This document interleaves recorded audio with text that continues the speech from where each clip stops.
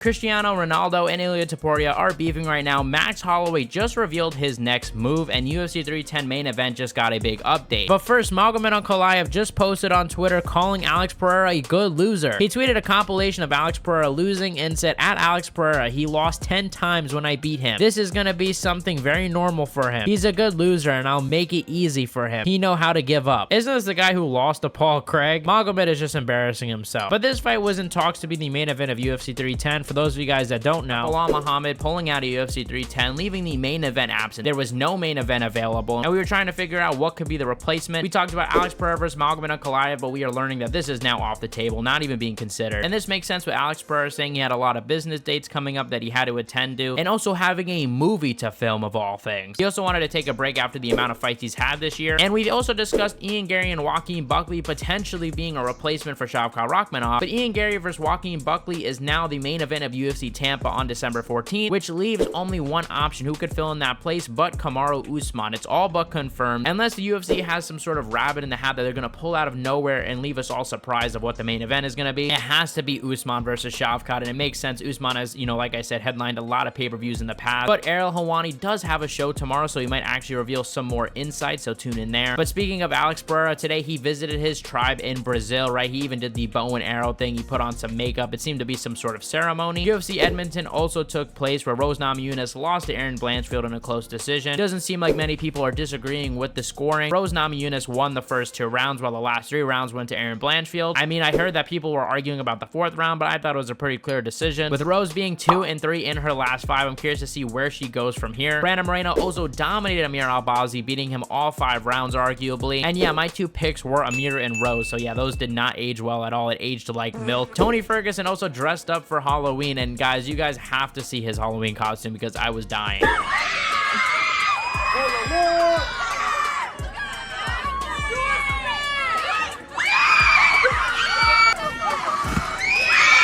We also have an update on a story that I reported last Friday, right? Bryan Battle was apparently, banned from France. Bryan Battle cut a massive promo at UFC Paris, flipping off the French fans and even cursing at them. And there was a report saying that Bryan Battle was banned from ever competing in France and also fined $250,000. Well, this was a troll account that actually spread across the internet. Even Bryan Battle had to respond to this. There was that parody account that put out the tweet that said, Bryan Battle's been banned from France. And I know what got a lot of people was the account was spinning back piss instead of spinning back fists. You know what I'm saying? Which caught me off the rip because I knew it wasn't a real thing, right? So yeah, my mistake, guys. I might have gotten trolled there. Max Holloway also gave an update after his loss at UFC 308. Obviously, Max Holloway got knocked out for the first time by Ilia Topuria, and a lot of people kind of all seem to agree his next move should be lightweight, and thankfully Max Holloway agrees. I've been saying this since he lost to Volkanovski the 3rd time, but Max Holloway is finally going to move up. I mean, literally look at the top 10. Any of those matchups would be fun. I know people are saying a Dustin Poirier trilogy. I'm not really interested in that fight, to be honest. I think maybe he should fight Dan Hooker or somebody, maybe get a little bit warmed up first for the lightweight division. But here's what Max Holloway had to say about him moving up to lightweight. We're on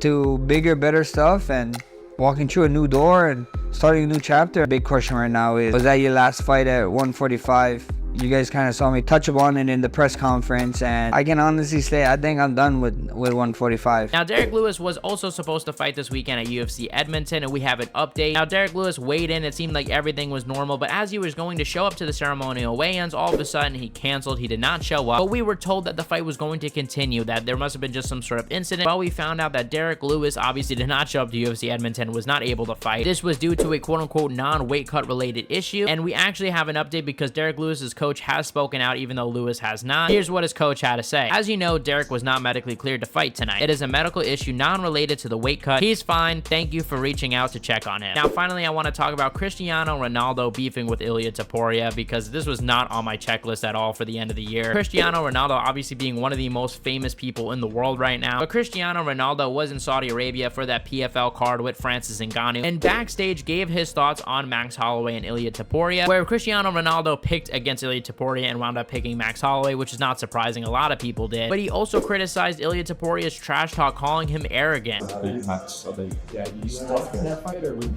Topuria? I just think Max didn't show. I think he gets both. Yeah, both for this because of the yeah. that kick from this little because yeah, Now, Ilia Topuria was obviously not happy about this and said, "I didn't expect someone like you to be unable to distinguish between confidence and arrogance, but at the end of the day, we all reflect our own reality onto others. I wish you the best for what remains of your career, and God bless your family." There's also now a painting of Ilia Topuria in Barcelona right now. I guess some fan just made it. You could see his ad is Alberto Leon_art, so go check it out. But if there's anything I did not report on, let me know in the comment section below. You guys are the best fan base in MMA. Hit the subscribe button, like, comment, and share, and I'll see you guys in the next one.